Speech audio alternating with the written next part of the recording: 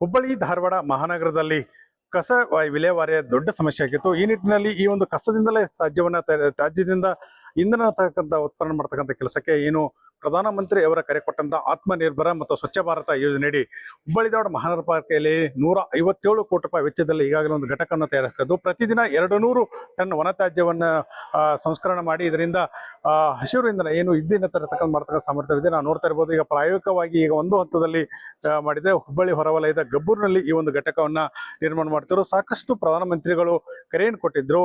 ಒಂದು ಸಾಧ್ಯ ನಿರ್ವಹಣೆ ಮಾಡ್ತಕ್ಕಂಥದ್ದು ದೊಡ್ಡ ಚಾಲೆಂಜ್ ಇರ್ತದೆ. ಅದನ್ನ ನಿವಾರಣೆ ನಿಟ್ಟಿನಲ್ಲಿ ಹೊಸ ಆಯಾಮಕ್ಕೆ ಕೇಂದ್ರ ಸರ್ಕಾರ ಮುನ್ನಡೆ ಹಾಕಿರೋದು. ಈಗಾಗಲೇ ಸಾಕಷ್ಟು ರೀತಿಯ ಪ್ರಯತ್ನ ನಡೀತಾ ಇದೆ. ಕಳೆದ ಕೆಲ ದಿನಗಳಿಂದ ಈ ಒಂದು ವನ ತ್ಯಾಜ್ಯ ಮತ್ತು ಏನು ಹಸಿರು ತ್ಯಾಜ್ಯವನ್ನ ವಿಲೇವಾರಿ ಮಾಡತಕ್ಕಂಥ ಕೆಲಸಕ್ಕೆ ಕೈಹಾಕಿತ್ತು. ಈಗ ಒಂದು ಹಂತಕ್ಕೆ ಬಂದಿದೆ. ಇವತ್ತು ಕೇಂದ್ರ ಸಚಿವ ಪ್ರಹ್ಲಾದ್ ಜೋಶಿ ಅವರು ಈ ಘಟಕಕ್ಕೆ ಭೇಟಿ ನೀಡಿ ಯಾವೆಲ್ಲ ಮುಂದೆ ಒಂದು ಲೋಕಾರ್ಪಣೆ ಮಾಡೋ ಸಂದರ್ಭದಲ್ಲಿ ಇನ್ನಷ್ಟು ಕೆಲಸ ಆಗಬೇಕು ಪರಿಷ್ಕರಣೆ ಮಾಡ್ತಿದ್ದಾರೆ. ಅದರಿಂದ ಒಂದು ಹುಬ್ಬಳ್ಳಿ ಧಾರವಾಡ ಮಹಾನಗರದಲ್ಲಿ ಈ ತ್ಯಾಜ್ಯ ವಿಲೇವಾರಿ ದೊಡ್ಡ ಸಮಸ್ಯೆ ಆಗಿತ್ತು. ಅದರಿಂದ ಇದಕ್ಕೆ ಒಂದು ಮುಕ್ತಿಯನ್ನು ಕೊಡ್ತಕ್ಕ ನಿಟ್ಟಿನಲ್ಲಿ ಕೇಂದ್ರ ಸರ್ಕಾರ ಮುಂದಾಗ್ತಿರುವುದು. ಇದು NTPC ವಿದ್ಯುತ್ ವ್ಯಾಪಾರ ನಿಗಮ್ ಲಿಮಿಟೆಡ್ NVVN ಅಂತ ಹೇಳಿ ಇವರು ಮಾಡಿರುವಂತ ಫೆಸಿಲಿಟಿ. ಇದು ವೇಸ್ಟ್ ಟು ಟಾರಿಫೈಡ್ ಸರ್ಕಲ್ ಫೆಸಿಲಿಟಿ ಅಂತ ಹೇಳಿ.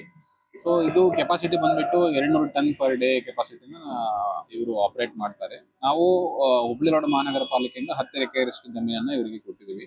ಇದು ಹೊರತುಪಡಿಸಿ ನಾವು ಡೋರ್ ಸ್ಟೆಪ್ ಡೆಲಿವರಿ ಅಂದ್ರೆ ಇಲ್ಲಿ ತಂದು ಪ್ಲಾಂಟ್ 160 ಟನ್ ಪರ್ ಡೇ ನಾವು ಕೊಡಲೇಬೇಕು. ಸೊ ಅದು ಮ್ಯಾಂಡೇಟ್ ಇದೆ ನಮಗೆ. ಹುಬ್ಬಳ್ಳಿ ಧಾರವಾಡದಲ್ಲಿ ಸುಮಾರು 600ರಿಂದ 650 ಟನ್ ಅಷ್ಟು ಕಸ ಉತ್ಪತ್ತಿ ಆಗುತ್ತೆ. ಅದರಲ್ಲಿ ನಾವು ಸುಮಾರು ಒಂದು 600 ಟನ್ ಅಷ್ಟು ಪ್ರತಿದಿನ ನಮ್ಮ 400 ಪ್ಲಸ್ ವೆಹಿಕಲ್ಸ್ ಇದಾವೆ, ಅದನ್ನು ನಾವು ಕಲೆಕ್ಟ್ ಮಾಡುವಂಥದ್ದು. ಅದರಲ್ಲಿ ಕ್ಯಾಲರಿಫಿಕ್ ವ್ಯಾಲ್ಯೂ ಚೆನ್ನಾಗಿರುವಂಥ ವೇಸ್ಟ್ ಏನಪ್ಪ ಅಂದ್ರೆ ಒಂದು 250ರಿಂದ 280 ಟನ್ ಅಷ್ಟು ಬರುತ್ತೆ. ಸೊ ಆ ಕಲೆಕ್ಟ್ ಮಾಡಿದ ವೇಸ್ಟ್ ಅನ್ನು ನಾವು ಇಲ್ಲಿ ತಂದು ಕೊಟ್ಟ ಮೇಲೆ ಇಲ್ಲಿ ಟಾರಿಫ್ಯಾಕ್ಷನ್ ಪ್ರೋಸೆಸ್ ಅಂದ್ರೆ 200-250 ಡಿಗ್ರಿ ಸೆಲ್ಸಿಯಸ್ ಅಲ್ಲಿ ಇಂದ ಅಬ್ಸೆನ್ಸ್ ಆಫ್ ಆಕ್ಸಿಜನ್ ಇದನ್ನ ಹೀಟ್ ಮಾಡಿಬಿಟ್ಟು ಅದನ್ನ ಲಿಕ್ವಿಡ್ ಫಾರ್ಮ್ ಮಾಡಿ ಅಗೇನ್ ಅದನ್ನು ಕೂಲ್ ಮಾಡಿ ಇವ್ರು ಏನು ಪೆಲೆಟ್ ಶೇಪಿಗೆ ಅದನ್ನ ಟರ್ನ್ ಮಾಡಿಬಿಟ್ಟು ಇದನ್ನ ಪೆಲೆಟ್ಸ್ ತಯಾರು ಮಾಡಿ ಅದನ್ನ ಪ್ಯಾಕ್ ಮಾಡಿಬಿಟ್ಟು NTPC ಉಷ್ಣ ಉದ್ಯುತ್ ಸ್ಥಾವರ ಏನು ಕೂಡಿಗೆಲ್ಲಿದೆ ಬಿಜಾಪುರ ಹತ್ರ ಅಲ್ಲಿ ಟ್ರಾನ್ಸ್ಪೋರ್ಟ್ ಮಾಡಿ ಅಲ್ಲಿ ನ್ಯಾಚುರಲ್ ಕೋಲ್ ಜೊತೆ ಇದನ್ನ ಬ್ಲೆಂಡ್ ಮಾಡ್ತಾರೆ. ಸೊ ನಮ್ದು ನ್ಯಾಚುರಲ್ ಕೋಲ್ ಮೇಲೆ ನಮ್ಮ ಇಡೀ ದೇಶದ್ದು ಸ್ವಾವಲಂಬನೆ ಇದರಿಂದ ತಗ್ಗುತ್ತೆ. ಆಮೇಲೆ ನಮ್ಮ ದೇಶದಲ್ಲಿ ಬೇರೆ ದೇಶದಿಂದ ಎಲ್ಲ ಏನು ಆಮದಾಗ್ತಾ ಇದೆ. ಸೊ ಆಮದಿನ ಪ್ರಮಾಣ ನಾವು ಕಡಿಮೆ ಮಾಡಬಹುದು. ಹುಬ್ಬಳ್ಳಿ ಧಾರವಾಡ ಮಹಾನಗರ ಪಾಲಿಕೆಗೆ ಏನು ಯೂಸಪ್ಪ ಅಂದ್ರೆ ನಮಗೆ ಏನು ಡ್ರೈ ವೇಸ್ಟ್ ಅದರಲ್ಲಿ RDF ಅಂತ ಏನ್ ಬರುತ್ತೆ ಅದು it is very suspected to fire accidents. ಎರಡೂ ಲ್ಯಾಂಡ್ ಫಿಲ್ ಹೊಸ ಇಲಾಖೆ ಇರ್ಬೋದು, ನಮ್ಮ ಆಯುಧನಗರ ಇರ್ಬೋದು. ಎರಡು ಕಡೆ ಬೆಂಕಿ ಹತ್ಕೊಳ್ಳುವಂತ ಪ್ರಕರಣಗಳು ಏನು ವರದಿ ಆಗ್ತವೆ ಏನು ನಿರಂತರವಾಗಿ ಈ RDF ಇಂದಾನೇ ಆಗೋದು. ಯಾಕಂದ್ರೆ ಕ್ಯಾಲರಿಫಿಕ್ ವ್ಯಾಲ್ಯೂ ಜಾಸ್ತಿ ಇತ್ತು, ಬೇಗ ಫೈರ್ ಕ್ಯಾಚ್ ಮಾಡ್ಕೊಳ್ಳುತ್ತೆ. ಈ ಪ್ಲಾಂಟ್ ಬರೋದ್ರಿಂದ ಆ ಸಮಸ್ಯೆಗೆ ಒಂದು ಶಾಶ್ವತವಾಗಿ ಮುಕ್ತಿ ಸಿಗುತ್ತೆ. ಅಲ್ಲಿ ಸುತ್ತಮುತ್ತಲಿನ ಜನಗಳಿಗೆ ಏನು ಇಷ್ಟ ದಿನ ಪೊಲ್ಯೂಷನ್ ಆಗ್ಬಿಟ್ಟು ಮಾಲಿನ್ಯ ಆಗ್ಬಿಟ್ಟು ಅವ್ರಿಗೇನು ರೋಗ ರುಜಿನಗಳು ಬರ್ತಿತ್ತು ಅದೆಲ್ಲ ನಾವು ಇದಕ್ಕೆ ಶಾಶ್ವತವಾಗಿ ಪರಿಹಾರವನ್ನ ನಾವು ಸ್ಥಳೀಯವಾಗಿ ಕಂಡುಕೊಂಡಾಗ ಆಗುತ್ತೆ. ಮತ್ತೆ ಸ್ಥಳೀಯವಾಗಿ ಒಂದು 50ರಿಂದ 100 ಜನಕ್ಕೆ ಉದ್ಯೋಗಾವಕಾಶ ಕೂಡ ದೊರೆಯುತ್ತೆ ಅಂತ ಹೇಳ್ಬೋದು. ಇದು 30 ವರ್ಷ ಅವಧಿಗೆ BOO ಮಾಡೆಲ್ ಅಂದ್ರೆ ಬಿಲ್ಟ್ ಓನ್ ಆಪರೇಟ್ ಮಾಡೆಲ್ ಮೇಲೆ ಅವರೇ ಟೆಂಡರ್ ಮಾಡಿ ಅವರೇ ಇನ್ವೆಸ್ಟ್ ಮಾಡಿ ಮಾಡಿರುವಂತದ್ದು. ಹುಬ್ಬಳ್ಳಿ ಧಾರವಾಡ ಮಹಾನಗರ ಪಾಲಿಕೆಯವರು ನಾವು 1 ರೂಪಾಯಿನೂ ಖರ್ಚು ಮಾಡಿಲ್ಲ.